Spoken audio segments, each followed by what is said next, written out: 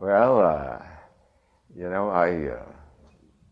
first spoke here in this room somewhere in the mid 70s or late 70s. I don't remember where it was, back in there. And at that time, the Course of Miracles had recently come out, and I knew all the people that had established it, and Helen and Bill Thufford and all, and the people who published it.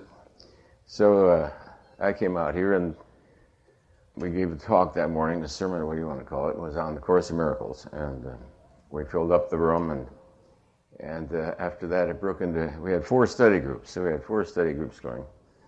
And of course everybody meditating. Well, in those days the population of Sedona was only 3,000. So that plus the other groups that meditated, we pretty much controlled Sedona.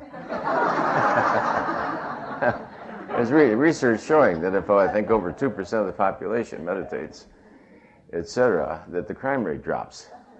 Well, we never had any crime. Nobody ever locked their car. Nobody ever locked their door. I never thought of it. You parked in the parking lot and you left the keys in